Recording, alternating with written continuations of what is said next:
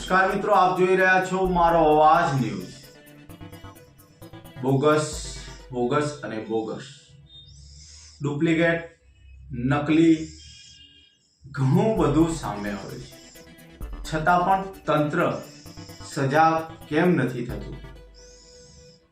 વાત કરીએ આપણે બોગસ પ્રમાણપત્રની, તો બોગસ પ્રમાણપત્ર છેલ્લા 3 વર્ષની અંદર 156 લોકોએ એડમિશન અને સરકારી નોકરી મેળવી।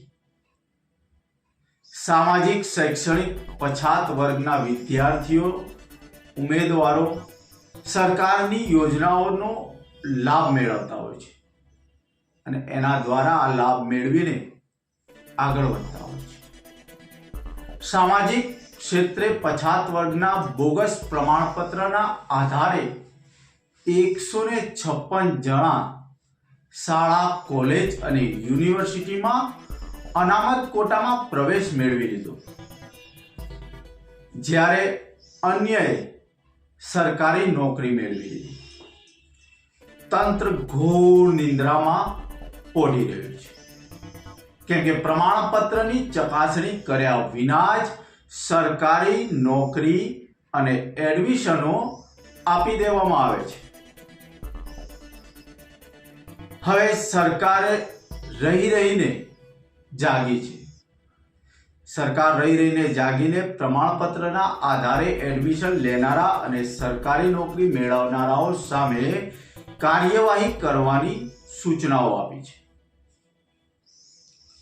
તો શું આવા બોગસ પ્રમાણપત્રો બનતા હશે ત્યારે સરકાર જ્યારે એડમિશન આપતી હોય છે, કોઈ ભરતી કરતી હોય છે, તો કેમ ચકાસણી યોગ્ય નથી કરવામાં આવતી?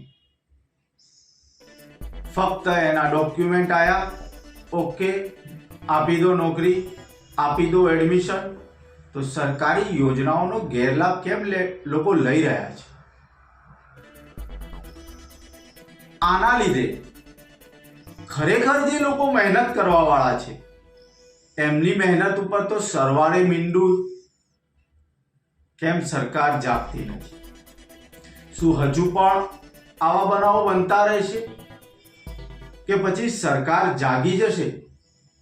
સરકારે પણ કોઈ એવી સિસ્ટમ બનાવવી પડશે કે જ્યારે ઉમેદવારો કોઈ ભરતીમાં આવતા હોય, કોઈ એડમિશનમાં આવતા હોય, તો એ પ્રમાણપત્ર ઓરિજિનલ છે કે ડુપ્લિકેટ એની ચકાસણી થઈ શકે।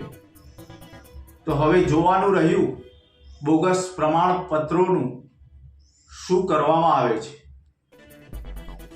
ખરેખર મહેનત કરવા વાળાઓની વેદનાઓ જ્યારે આપણે સમજતા હોઈએ છીએ ત્યારે એવું લાગે છે કે મહેનત કરવા વાળા રહી ગયા અને બોગસ કરવા વાળા આગળ જતા રહ્યા। નમસ્કાર।